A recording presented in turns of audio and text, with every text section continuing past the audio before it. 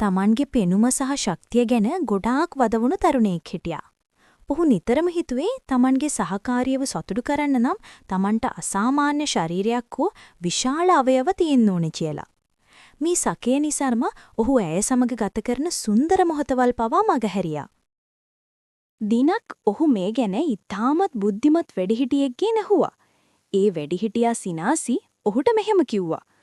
පුතේ, පිපාසිත මිනිහෙකුට වතුර බොන්න රන් කෝප්පයක් ඕනද නැත්නම් මැටි කෝප්පයක් වුණත් ප්‍රමාණවත්ද? පිපාසයේ සංසිඳෙන්නේ කෝප්පේ වටිනාකම මත නෙමෙයි. ඒ ඇතුලේ තියෙන වතුරේ සිසිලස සහ ඔබ එය බොන ආකාරය අනුවයි. අන්න ඒ වගේ තමයි ආදර සම්බන්ධතාවයකදීත් වැදගත් වෙන්නේ ඔබ සතු දේ කොයිතරම් විශාලද කියන එක නෙමෙයි. ඔබ දෙදෙනා අතර තියෙන බැඳීම කොයිතරම් ගැඹුරුද කියන එකයි. අද අපි මේ කෙටි කතාවෙන් කතා කරන්න යන්නේ ගොඩක් තරුණ පරපුර අතර තියෙන මේ ප්‍රමාණය පිළිබඳ ලොකුම මිත්‍යාව ගැනයි. ගොඩක් අය හිතන්නේ අවයවය ලොකු වුණොත් තමයි කාන්තාවකට වැඩිපුරම සතුටක් දෙන්න පුළුවන් කියලා. හැබැයි ඇත්තම කතාව ඒක නෙමෙයි. කාන්තාවකගේ සිරුරේ සැකස්ම අනුව අයට සතුටි දැනෙන ප්‍රධානතම ස්නායු පිහිටලා තියෙන්නේ ඊටමත් මතු පිටින්. ඒ කියන්නේ ඇතුළටම යනවට වඩා මතු පිටින් ලැබෙන ස්පර්ශය සහ උත්තේජනය තමයි අයට උපරිම සතුටක් ගෙනෙන්නේ. ඇත්තටම කියනෝ නම් අතිවිශාල ප්‍රමාණයක් තෙදීමෙන් සමහර විට කාන්තාවකට වේදනාවක් හෝ අපහසුාවක් ඇතිවෙන්න පුළුවන්. විද්‍යාත්මකව බලන කල සාමාන්‍ය ප්‍රමාණයක අවයවයක් ඕනෑම කාන්තාවකගේ සන්තෝෂයට ප්‍රමාණවත් වෙනවා.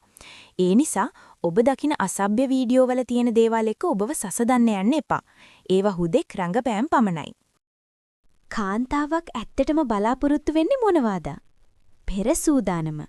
කාන්තාවකගේ හිත සහ ගත සූදානම් කරන්න ගත කරන කාලය තමයි වැදගත්ම දේ. ඇයව අගය කිරීම, ආදරයෙන් වැළඳ ගැනීම සහ සිප ගැනීම තුලින් ලැබෙන උද්දීපනීය ප්‍රමාණයට වඩා 10 වාරයක් වටිනවා. පිරිසිදුකම. සුවඳ සහ පිරිසිදුකම කියන්නේ ආකර්ෂණය වැඩි කරන ප්‍රධාන රහසක්. ආත්ම විශ්වාසය. ඔබ ඔබේ සිරුර ගැන ලැජ්ජා වෙනවා නම් ඔබට ඇයව සතුටු කරන්න බෑ. ඔබ සතු දේ ගැන ආඩම්බර වෙන්න.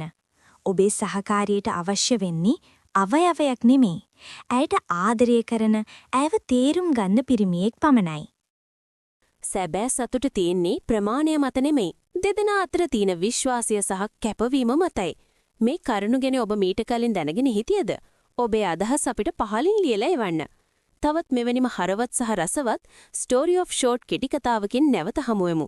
එතෙක් ඔබට ජය වේවා.